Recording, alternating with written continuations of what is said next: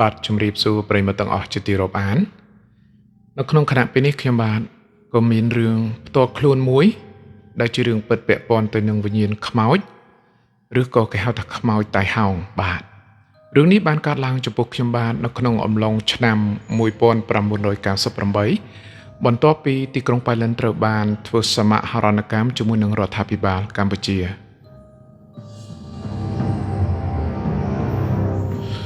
ខ្ញុំទៅប៉ៃលិនដំបូងគឺជាទីក្រុងដែលសម្បូរទៅដោយព្រៃ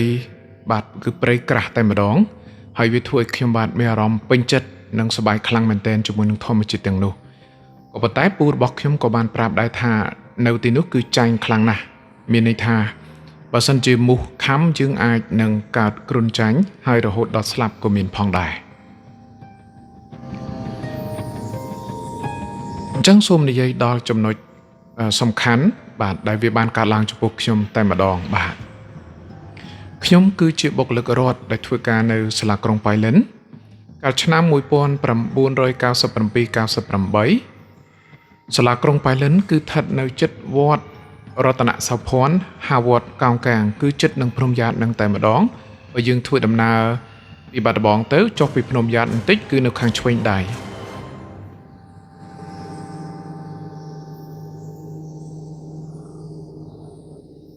កាពិតទៅខ្ញុំជាបុគ្គលិកបណ្ដែតទេបាទដែលខ្ញុំបានដាក់ពាក្យធ្វើការនៅទីនោះហើយក្រោយមកក៏ឈ្មោះរបស់ខ្ញុំក៏ពេញក្របខ័ណ្ឌប៉ុន្តែខ្ញុំបានឈប់ជាធម្មតារៀងរាល់ព្រឹកគឺខ្ញុំតែងតែធ្វើដំណើរចេញពីផ្ទះពូរបស់ខ្ញុំនៅភូមិតងែនលើឬក៏គេហៅថាចំការកាហ្វេអញ្ចឹងខ្ញុំត្រូវដើរថ្មើរជើងបាទពីផ្ទះពូរបស់ខ្ញុំរហូតមកដល់ស្ពានមីម៉ាយបាទដែលខ្ញុំនឹងជិះម៉ូតូជាមួយនឹងមិត្តភ័ក្តិរបស់ខ្ញុំម្នាក់ឈ្មោះហៃស៊ីថនដើម្បីទៅធ្វើការនៅទីក្រុងប៉ៃលិនទាំងអស់គ្នាហើយខ្ញុំបានបែកពីហៃស៊ីថនតាំងពីឆ្នាំ2000បន្ទាប់ពីខ្ញុំមកស្រុកវិញហើយឥឡូវនេះមិនដឹងថាគាត់នៅឯណាទេព្រោះយើងផ្ដាច់ទំនាក់ទំនងគ្នាបាទមិនដឹងថាតាក់ទងតាមណា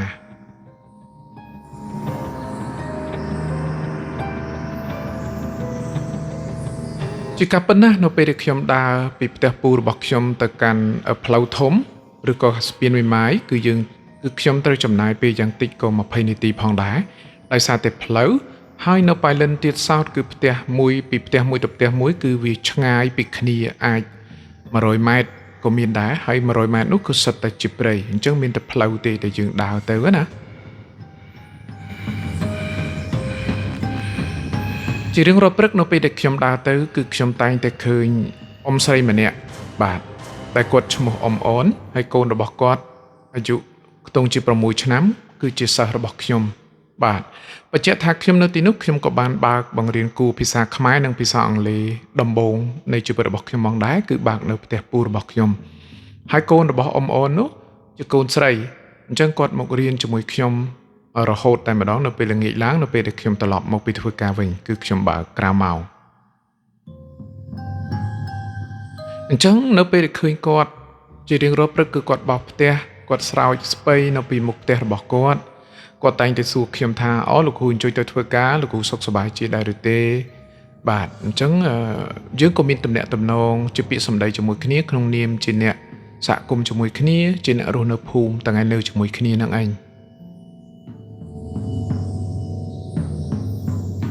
អញ្ចឹងចេញពីផ្ទះរបស់គាត់ទៅគឺខ្ញុំត្រូវដើរប្រហែលជា300ម៉ែត្រទៀតនឹងដល់ស្ពានមីម៉ាយដែលមានអូមួយដែលគេហៅថាស្ពានមីម៉ាយតែឥឡូវនេះគឺមានស្ពានហើយជំនាន់នោះគឺត្រូវឆ្លងអូមួយដែលមានទឹកហូររិញតែម្ដងអញ្ចឹងជារៀងរាល់ព្រឹកគឺជួបគាត់ប៉ុន្តែចម្លែកអីនៅយប់មួយនោះគឺមានភ្លៀងខ្លាំងមែនទែនបាទភ្លៀងហ្នឹងមានន័យថាភ្លៀងពាក់កណ្ដាលយប់ហើយភ្លៀងមានផ្គររន្ទះខ្យល់អញ្ចឹងយើងនិយាយស្ដាប់គ្នាមិនឮទេ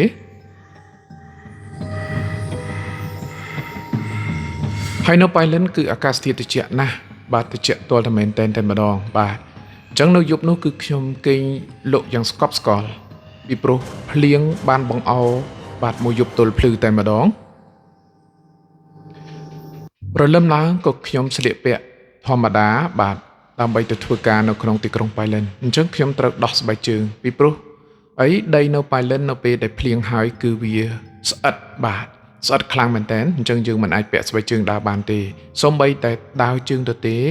ក៏យើងដើរយោងជើងសឹងតែមិនរួចដោយសារតែទម្ងន់នៃដីជាប់នឹងជើងរបស់យើងនឹងឯង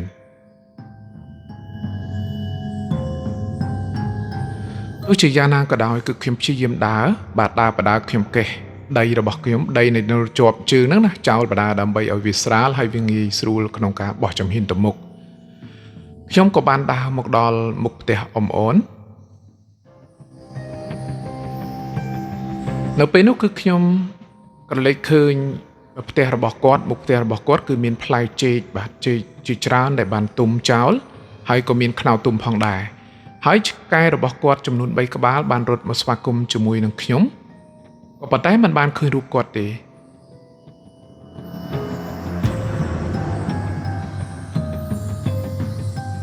អញ្ចឹងវាហាក់ដូចជាចម្លែកដែរដោយសារតែទោះបីជាមានភ្លៀងឬក៏បែបណាក៏ដោយក៏គាត់ជាមនុស្សម្នាក់ដែលឧស្សាហ៍គាត់តែងតែក្រោកពីព្រលឹមបោសផ្ទះធ្វើកិច្ចការផ្ទះនិងនៅក្រោមផ្ទះរបស់គាត់ជារាបជាដរាបដែលខ្ញុំធ្លាប់ឃើញគាត់បែបហ្នឹងណាអញ្ចឹងចម្លែកមែនតើថ្ងៃនេះគឺមិនឃើញគាត់តតែសោះខ្ញុំក៏មានប្រភ្នូនៅក្នុងចិត្តមួយថានឹងស្រែកហៅគាត់ពីព្រោះខ្ញុំចង់សុំខ្នោទុំរបស់គាត់មួយផ្លែឬក៏អាចចេកមួយស្ទងក៏បានដែរមួយផ្លែក៏បានដែរដើម្បីយកទៅផ្ញើដល់មិត្តរួមការងារនៅសាលាក្រុងប៉ៃលិនបានទទួលទានទាំងអស់គ្នាខ្ញុំក៏បានដើរចូលទៅក្នុងបរិវេណផ្ទះរបស់គាត់បញ្ជាក់ថាផ្ទះរបស់គាត់នៅជាប់ផ្លូវទេប្រហែលជា5ម៉ែត្រពីផ្លូវ6ម៉ែត្រពីផ្លូវចុះហើយផ្ទះរបស់គាត់គឺជាផ្ទះក្បឿងបាទជញ្ជាំងឈើបាទហើយខាងក្រោមគឺវាលគឺមានគ្រែមួយតែម្ដងបាទជាផ្ទះបែបគេហៅថាអ្នកស្រុកស្រែចំការជាពិសេសអ្នកប៉ៃលិនក៏គាត់ចូលចិត្តធ្វើផ្ទះបែបហ្នឹងហើយនៅជុំវិញផ្ទះរបស់គាត់គឺជាដើមតង្កែនដ៏ធំធំហើយគ្របដណ្ដប់ពីលើដំបូលផ្ទះរបស់គាត់អញ្ចឹងផ្ទះរបស់គាត់គឺមកលុបទៅឈឹងទៅជ័យតែម្ដងហើយនៅជុំវិញដីរបស់គាត់គឺគ្មានទំនេរទេគឺគាត់ប្រកែណាស់គាត់ដាំបន្លែសពមុខតែម្ដងខ្ញុំបោះចំហៀនចូល2ឬក៏3ចំហៀនទៅមុខហើយខ្ញុំក៏ស្រែកថាអ៊ំអូនអ៊ំនៅផ្ទះទេសំឡេងស្រែករបស់ខ្ញុំគឺមិនបានទទួលចម្លើយហើយអ្វីដែលចម្លែក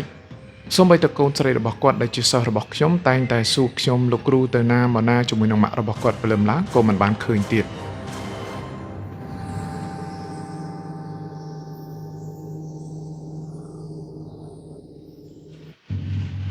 តែធៀបពិតទៅប្រសិនបើខ្ញុំឈានមួយចំហៀនទៅមុខបន្តិចទៀតខ្ញុំនឹងឃើញសាកសពរបស់គាត់បាទពីព្រោះសាកសពរបស់គាត់ត្រូវបានគេសម្លាប់នៅពេលដែលមេឃភ្លៀងខ្លាំងកាលពីយប់មិញដោយកករបស់គាត់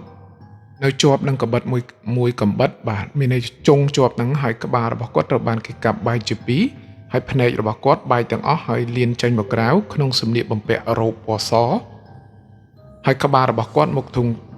កេងមានន័យថាដួលមកផ្នែកធុងទឹកដែលដាក់យ៉ាផ្ទះសម្រាប់ត្រង់ទឹកហ្នឹងហើយជើងរបស់គាត់ទៅទៅខាងលិចអញ្ចឹងប្រសិនបើខ្ញុំឈានមួយចំហៀនទៀតខ្ញុំនឹងឃើញជើងសាកសពតែម្ដងអញ្ចឹងខ្ញុំមិនបានឈានទេខ្ញុំក៏ត្រឡប់ក្រោយបែរហើយខ្ញុំក៏បន្តដំណើររបស់គាត់ទៅកាន់បន្តដំណើររបស់ខ្ញុំទៅកាន់ស្ពានមេម៉ាយដើម្បីធ្វើដំណើរទៅធ្វើការជាធម្មតាហើយខ្ញុំមិនបានដឹងទេបាទរឿងនេះគឺខ្ញុំដឹងតាមក្រោយ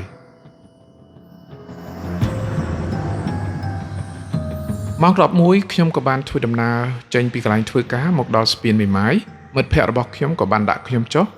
ហើយខ្ញុំក៏ធ្វើដំណើរថ្មើរជើងដើម្បីដើរទៅកាន់ផ្ទះជាធម្មតាហើយដីក៏ចាប់ដើមស្ងួតដូច្នេះខ្ញុំអាចដើរបានដោយមិនចាំបាច់ដោះស្បែកជើងនោះទេ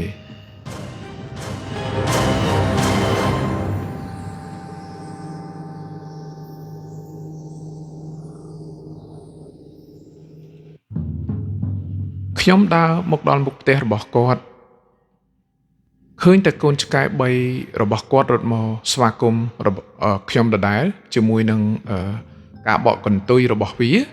ហើយខ្ញុំចម្លែកនៅក្នុងចិត្តបន្តិចថាហេតុអ្វីបានជាអ៊ំអូនមិនចេញធ្វើការឬក៏មិនឃើញទាល់តែសោះក្នុងមួយថ្ងៃនេះ ចាប់តាំងពីព្រឹកដែលខ្ញុំដើរហើយខ្ញុំត្រឡប់ពីធ្វើការមកវិញខ្ញុំចូលមុខផ្ទះរបស់គាត់មួយសន្ទុះខ្ញុំក៏បន្តដំណើរទៅដល់ផ្ទះពូរបស់ខ្ញុំ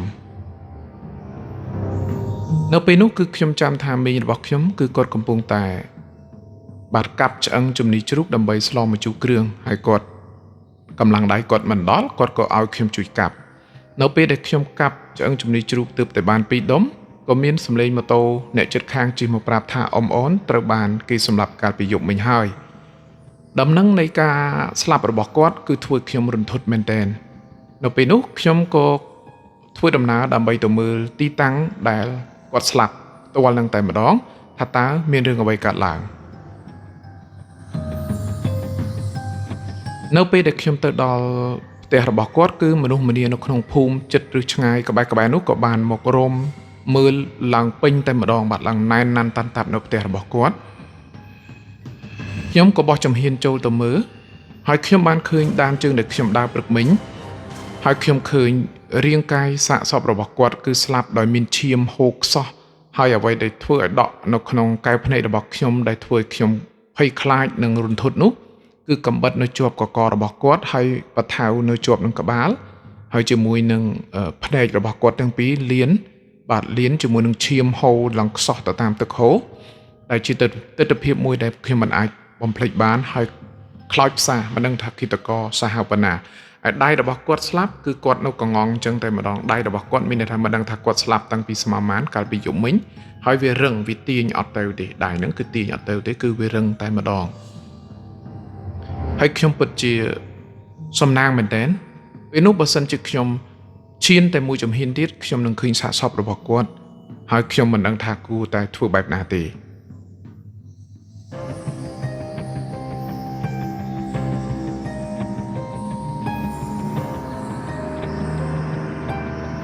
នៅក្នុងគណៈពេលដែលមនុស្សម្នាកំពុងតែចោមរោមព្រឹត្តិការណ៍បាទកំពុងតែចោមមនុស្សព្រឹត្តិការណ៍ឃាតកម្មដ៏សាហាវនេះស្រាប់តែមានម៉ូតូឌុបមួយបាទមកពីផ្សារព្រំដែនប៉ៃលិនបាទគាត់ដើរចូលមកថាស្វាមីរបស់គាត់ប្រើគាត់ឲ្យមកយកបាទខោអាវកូនពីព្រោះកូនអត់មានអីស្លៀកពាក់នៅប៉ៃលិនពេលនោះប៉ូលីសនៅប៉ៃលិនដែលគាត់បានចុះមកដល់ទីកន្លែងកើតហេតុគាត់ក៏បានចាប់ម៉ូតូឌុបនោះមិនមែនចាប់ក្នុងបំណងអីទេគឺចាប់ដើម្បីបាទធ្វើជាសាក្សីហើយនាំខ្លួនប៉ូលីសទាំងអស់ដើម្បីឲ្យទៅដល់ទីតាំងរបស់ដែលប្តីនៅដូច្នេះប៉ូលីសដាក់ការសង្ស័យទៅលើប្តីនោះថាជាអ្នកសម្លាប់ប្រពន្ធ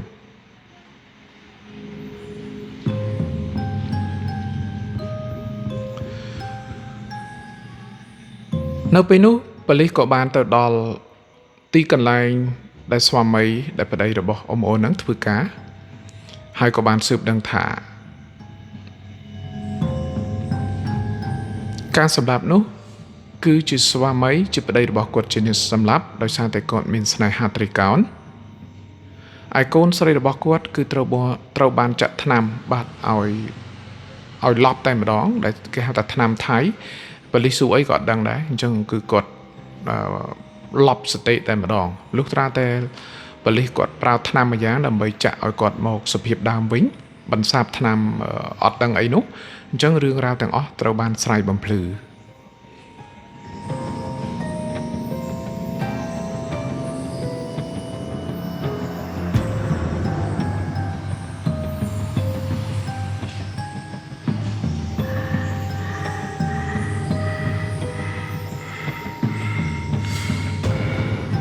ត្រឡប់មកកន្លែងសាកសពវិញបាទអញ្ចឹងនៅពេលនោះ